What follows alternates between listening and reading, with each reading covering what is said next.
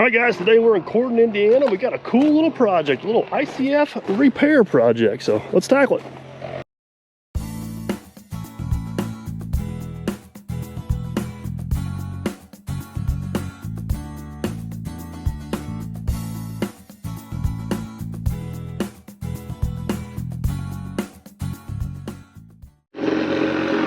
All right, guys, so we'll get you caught up to speed a little bit. Jason here is the homeowner, and you took it upon yourself to pour the bottom half. Yes, I did. And honestly, buddy, it looks pretty good. For a first time, I think his exact words were, I watched this guy on YouTube, and he got me in trouble. Hopefully that's not completely true. So let me show you what we got going on. Jason did a transition, and it's hard to see because the floor system's already in, but he did a transition from an 8-inch block to a 6-inch. Now, when we say 8 to 6, we're talking about the core of the concrete. And honestly, even for guys like us who've been doing this for a long time, that is a pretty difficult transition, and the first time you do it, it's probably not going to turn out the greatest. Now, his basement walls are not perfect, but honestly, most of the places, I would call them acceptable. The biggest issue is that 6-inch block rotated and twisted up there on top, and we got a few random bows and humps. Over here is probably the worst of it. I'll kind of show you guys what's going on here. You can kind of see how that wall has got a little bit of a squiggly line to it, and that wall also has a little bit of a hump in it. As you guys can see, we chalked a red line down through there to kind of get that hump out of there. So the whole trick to making this right, going on up and saving what we've already got poured, is getting these first two courses on there perfect, or as close to perfect as we can get. Once we get that done, we're gonna go on up. So first step first is going around here, finding the humps, finding the bad spots. All the corners are really close. We got a hump here, a hump there, and then we got some skewed out walls we're gonna have to shave in here just a little bit. So we'll get 2 courses on around here, and then we'll go to town and go on up. So let us kind of get our bearings here, and we'll take off from there. Get you guys caught up to speed here a little bit. What we did is right here we cut that hump out with a sawzall. It looked very similar to that. This wall here, we got a string down through there. It's actually straight. We just had to chase the hump out. So we're just putting a 2x4 on here to split the gap, to tie the uppers and lowers together. Now this is going to hinder us a little bit when we go to put braces on. We'll have to shim all of our braces out on this wall, but it's worth the effort to keep that going straight. We do have a common splice right there, so we found us a straight 2x4, got it down along the top of the wall, made sure, just kind of confirmed we chased the hump out, and I think we're good to go. So we get this one good, we're going to tie in on this one over here. This one's going to be a little bit trickier because not only did we have a hump, we also had a bow, but we'll get her. So here's the plan of attack on this. We actually put our 2x4 down below, and we actually got it level on our string line. So now we're going to come back in here, stack our block on there. We're going to have to get a little bit creative with some strapping to get her all back in. So you guys remember which block goes where? Nope.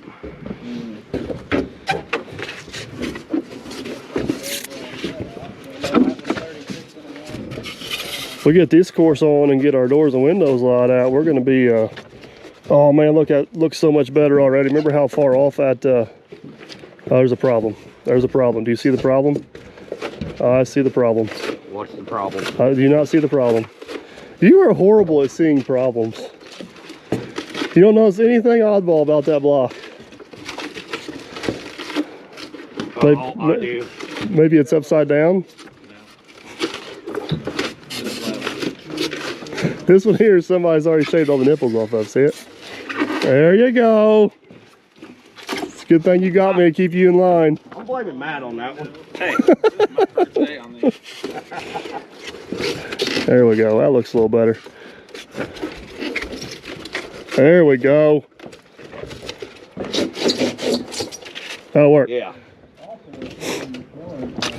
All right. So, yeah, we'll stack it on across there and we'll keep on going. So guys, here's kind of our system for getting this wall straight and keeping it there. This 2x4 here is on plane going across there. We got this string that actually shows our wall being straight. So we're going down through here and putting these blocks in, screwing into here, then screwing into that 2x4. So this block perfectly on that string line down through there. We went ahead and pre-laid out our braces As you guys can see here, they did not get this stud in the right place. They put it on the wrong one. They put these where the brace is at. We're going to shim all these braces off this wall 1.5 inches to make it work. Any reason why we missed the X here, gentlemen? You just seeing if I was paying attention, or?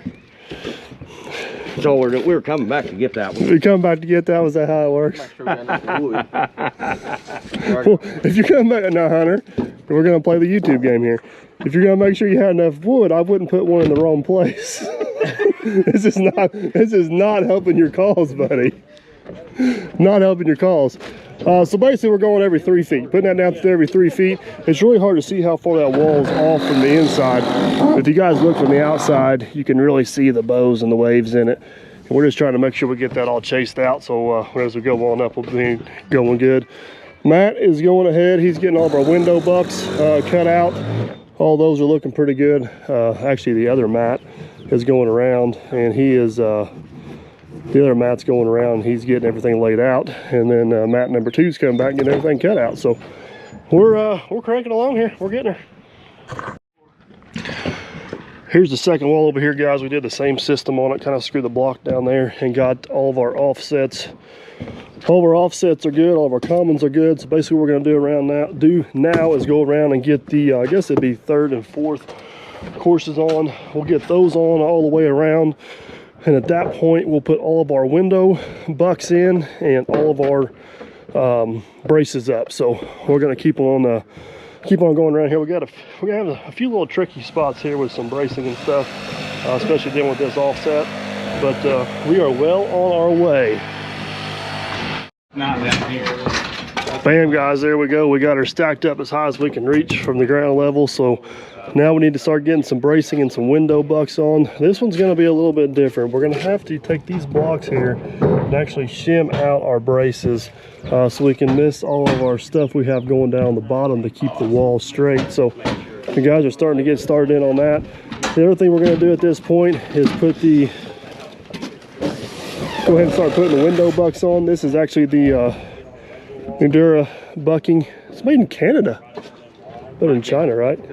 So this stuff here, one thing I do like about this is actually got some dovetail grooves in the back of it. See a good profile of it right there. That allows that concrete to get in there. One other issue you guys heard me talk about with the treated lumber we've used in the past is it warps a little bit. This stuff here shouldn't do that as well. I did not buy this, the homeowner did. Last I checked, it was a little bit more expensive, but lumber prices have went through the roof, so it may be spot on right now. On this method here, actually come in, had to cut pilot holes in the bottom of this so we can see what we're doing when we go to pour. We'll kind of do the same thing. We'll have something to cover that up to make sure everything's good. But at this point here, it's just a matter of going around, getting the braces up, getting all the window bucks in. And once we get that in, we'll have to tie all these walls together up above and make sure all of our lengths are right and everything is good. So block by block, piece by piece, we are slowly getting there. Well, guys, here's where we're going to wrap the day up. As you can see, we got all the braces up. Starting to get the walk boards up. We basically got a course and a ripper to go up there. We got a lot of detail work to do up there tomorrow as far as getting all of our wall lengths and making sure the top of that wall turns out nice and plumb. We got all the bracing to put in the window bucks and a few other things, but all in all, it's a good day. The main goal for the day was to get off the crooked and get onto the straight, and I think we have accomplished that. So stick with us tomorrow. We'll get it ready to pour. All right, tell them welcome back to a new day. Yes, welcome back to a lovely, nice, shiny day. It is. So, got Ravi back with us. You haven't been here a while, buddy. I know. We missed you. Family issues. I'm glad to be back. We're glad to have you. So, all right, what we're going to tackle here today, I've actually went around with a Sharpie and got Hunter and Matt all lined out. These guys are learning. They're going to, honestly, guys, we got so much ICF work in our area. We're trying to train these guys up here and see what's you sure that's in the right spot? Hey, you dropped your bit. I'm just here to help. We're trying to put Michael out of business. That's the goal. No comment, but oh, he shoots it to the young guy. No comment. But anyways, I'm trying to help them out here a little bit. I actually went around. I've talked about strap placement a bunch in my videos, but to help them out, just went around, got something. What Aaron and I are going to tackle today is we got to get an actual wall height. We want this wall to be from the floor about 9'1".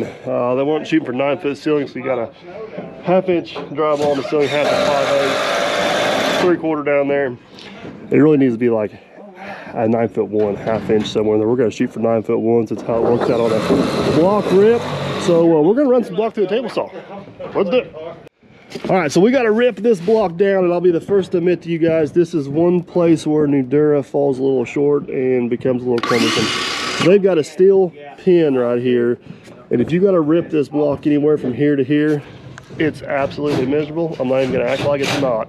So if you guys can do a layout with Nudura and try to rip it from here to here, it makes your life a whole lot easier. We're actually going to add a 1/2 inch of floor height to this gentleman, which will still work out just fine. We're going to rip this block right there to avoid all this mechanism and pins and stuff. Fox block and a few other ones. That's not quite the issue it is with Nudura. It's just one of those little nuances of the block you kind of got to learn and figure out. So let's do it. Let's rip some block. Danger, danger.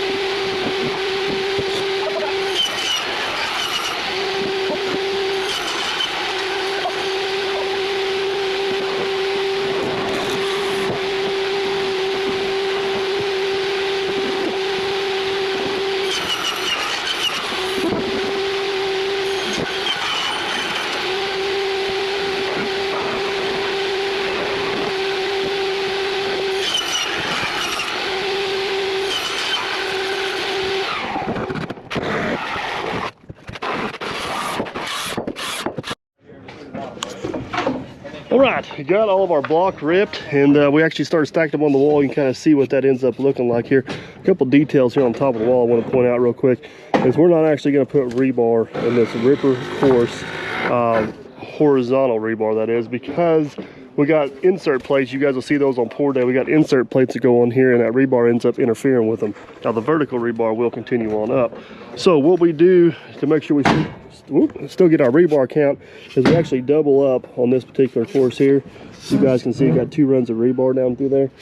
Got to be a little bit careful on that on 6-inch block, especially 4-inch block. If you're not careful, you can possibly cause a void right there. So you kind of got to pay attention to that as you pour and make sure everything's going through it. The other thing is over here on our lintels, Endura's got a really nice chart on their website, but we're actually going to put, I got 2 pieces of rebar pre-cut laying here. If we get the block stacked, we'll snap them up into them holes there. And then we'll also put 2 pieces up here, so it'll actually be 4 pieces running across the top of these windows. I do not need that for point load on these short windows, but I want it for lateral load on the trusses here. Now once we get over to those windows, that's a little bit different story. We'll be using them for both. So let's work our way around there. All right, I want to show you guys a little issue we ran into here. As we come across the top of this window, this gap right here was off, and it had to do with a couple different things. One, this window buck was cut a little bit tight, so what we did to correct that is we actually threw a couple ratchet straps down in here on the web, and Endura makes these little clips that clip in here to hold everything together that are actually nice on occasion. So now that we got that done, we will put the block on top. Hopefully everything will snap together. You may have to move your strap down there, Hunter. We'll go ahead and snap that block on so everything interlocks properly, and then come back and it's upside down there, buddy. And we'll come back pulling ratchet straps out of there. So before, that would not snap together because it was off right there. But look at that. Look at that, Hunter. It's like we're a couple of professionals.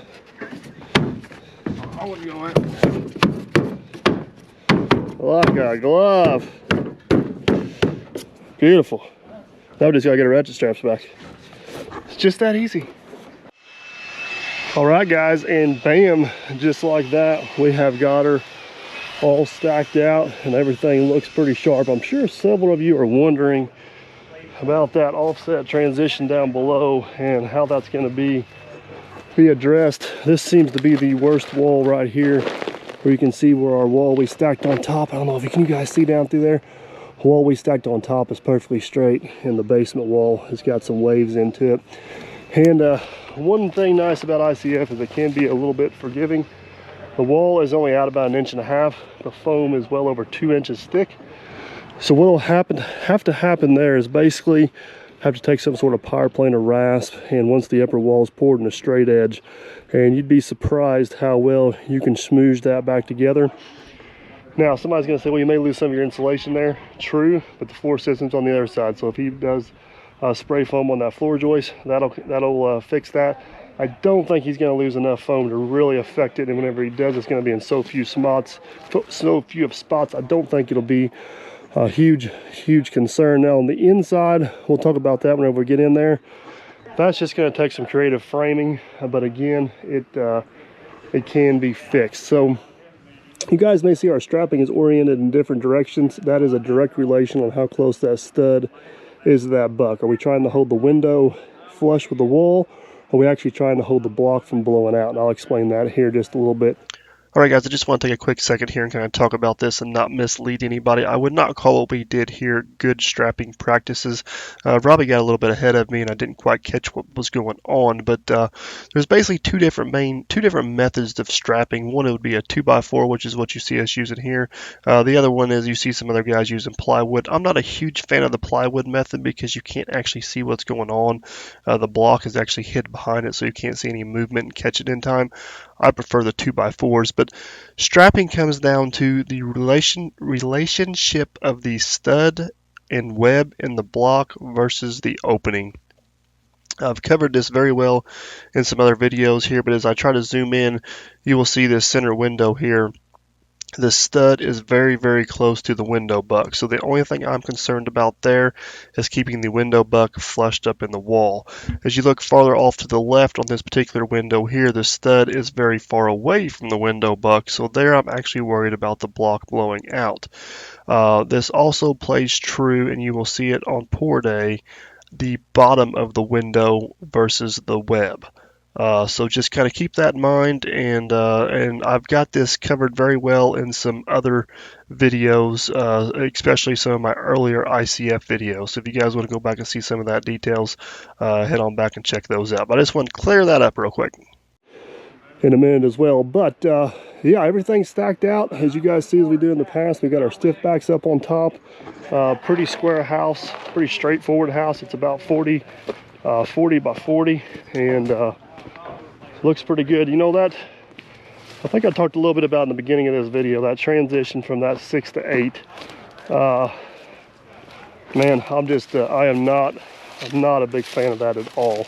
It creates problems exactly like what happened for this gentleman here. If you're going to do an offset in ICF, I feel like you're better off doing a 4-inch offset.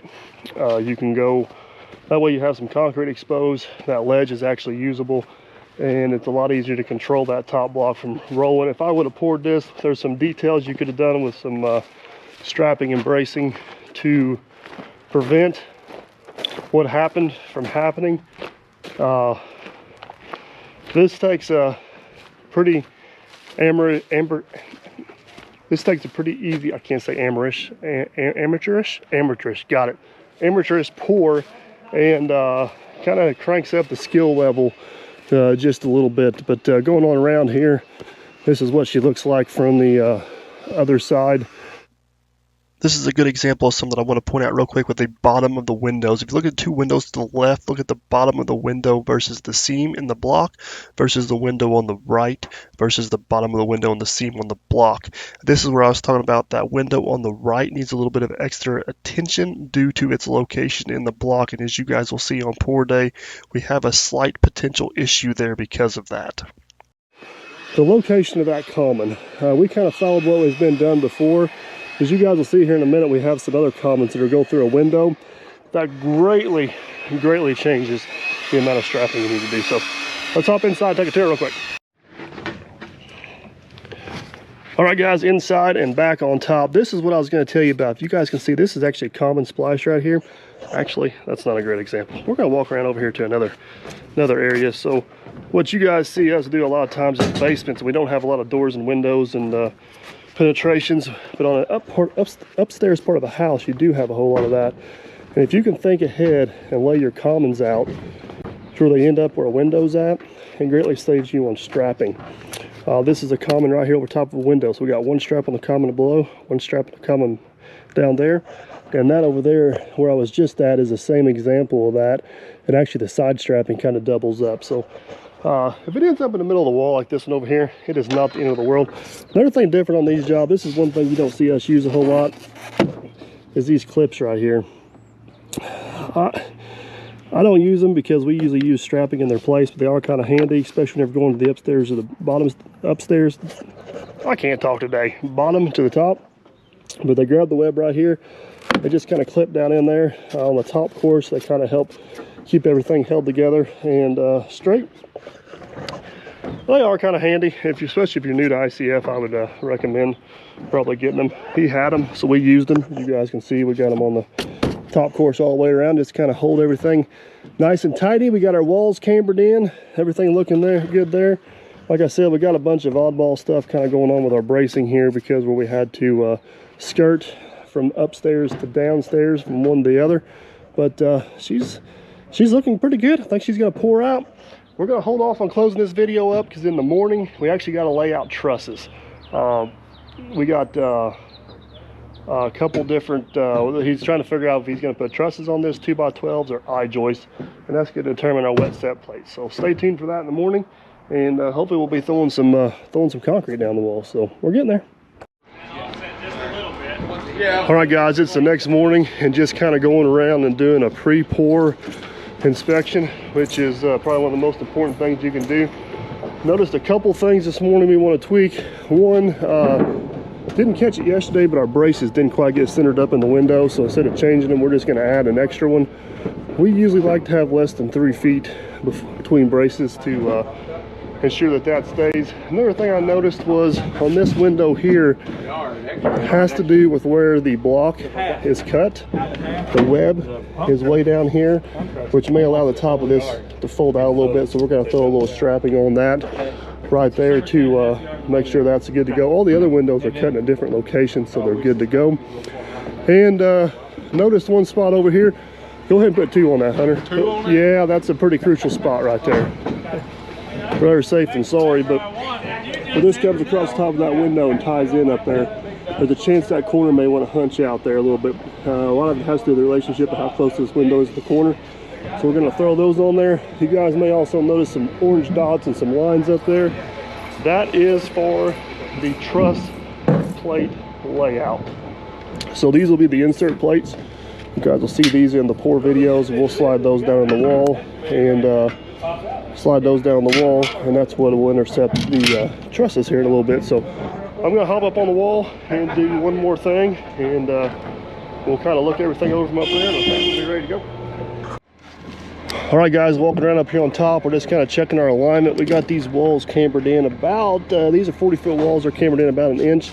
This is the gable wall, so the trusses will sit over there. So on these walls here, every 4 foot, we'll come in here, put a little half moon out there. Don't do that without dropping that down the wall. And that'll allow that concrete to come out, so that wall will actually have something to sit on right there every so often. Why is that? That one-handed operation. That was one-handed operation. I know. Or the foam. I didn't get either one in the wall. But everything else is looking good up here. Plumb wall braces are all nicely aligned. Rebars in. We got our metal clips on. You guys look down below. Well, we got to fix that one. We got some plastic on top of the retaining wall there, so if we lose some concrete over the wall, we'll be good to go on that. But yeah, believe it or not, I think it's time to get this thing poured and get her straightened up. So guys, hope you enjoyed the video. Don't forget to like, subscribe, and comment. The pump truck is rolled in. Phase 2 of this will be the pour. So stay tuned to see how she goes. Before I let you guys go here in closing, I just want to say a few things. First off, to the homeowner, Jason, I got to give him credit and props for even having the ambition and the courage to even take a project on like this with very limited help and experience. And all in all, he did a really good job. He did get a lot of his education from some of my videos and others, and I think that's probably what saved him. Jason can chime in and correct me if I'm wrong on that. Unfortunately, he had some very inexperienced help that day that just didn't know what to do as stuff started going south, and actually had a Nudura representative on site, and from what I've gathered, wasn't quite as much help as they possibly could have been, which is a little bit disappointing because I'm a very strong believer and a very big component for ICF in general. And even Nudura. I've used a lot of different blocks, and you guys kind of know my thoughts on Nudura versus some other ones. Along with that, you know, prior to this, I had a couple pours with some issues. One was a T blowout. That was 100% installer error, absolutely nothing to do with the block. The second basement we poured, we actually had a corner fail, and whenever that corner did fail, I did not have time to investigate why it actually failed. It was one of two reasons. It was either a faulty corner, which does happen from time to time, or I got a feeling that possibly a web didn't get installed. A Nudura corner, when it comes, you got to unfold it and the web slides down in there. But guys, it don't matter if you're pouring ICF walls or conventional walls. You have form failures. It's just kind of part of it.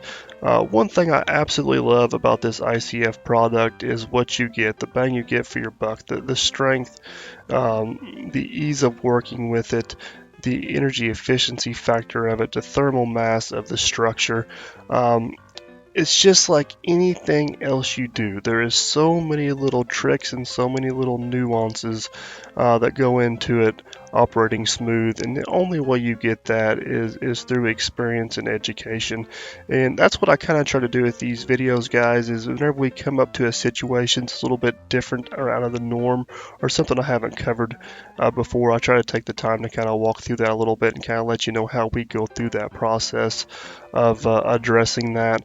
And unfortunately, as you guys will see here on pour day, we have some unforeseen issues as well. It was really almost impossible to see what was going to happen until it actually happened, but I didn't get to cover it as well as I should have, because whenever stuff like that happens, the first priority is making sure the job is done correct and professional, and then at that point I can get the camera out and kind of go over it. So I do cover it to some extent, but probably not as good as I should have, just because unfortunately YouTube at that time wasn't priority. But anybody that is looking to build a new home, especially with lumber prices the way they are today, I would strongly and highly recommend you to at least look into ICF. I've said this before and I will say it again. If you look at the cost of living in the home, a lot of times that monthly cost will be the same. Yes, you're going to possibly pay a little bit more to the mortgage company, because on average, depending on the house and locations, it's 12 to 17% more to build an ICF home, but the money savings over time, you get that back. Long story short, would you rather be paying your money to an insurance company and a utility company that's going to be variable, or paying a little bit more money to your mortgage company that you're ultimately going to end up with an asset at the end of the day? So I know there's a lot of people out there that just aren't big fans of ICF, and a lot of it has to do with myths, not facts. So if you're one of those individuals, I just encourage you to educate yourself a little bit better, because I can tell by the comments you make that you have no idea what you're talking about, and that's really a shame. I have strong opinions about stuff, but I educate myself on them very well before I express them, and usually whenever I do express them, I express them with examples of why I have that. So hopefully that makes sense. This video kind of turned into more of how to address some issues and some tips and tricks to kind of get back on the straight and narrow and get Jason lined out here. So hopefully you guys do stay tuned to the pour video, kind of see what kind of excitement we had going on there, and we'll be on to the next one. You guys will probably also ask some questions about this particular type of waterproofing. This is actually the roll-on or spray-on type of waterproofing. We do not use this method a whole lot, just because of the how complex it is to install, the timing of it, and a couple different things. We've had just really good luck with the peel and stick and rock method.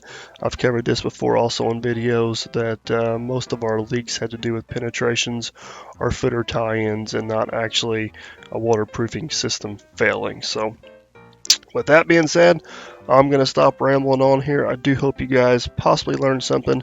Enjoy the video. Don't forget to like, subscribe, and comment, guys, and we shall catch you on pour day.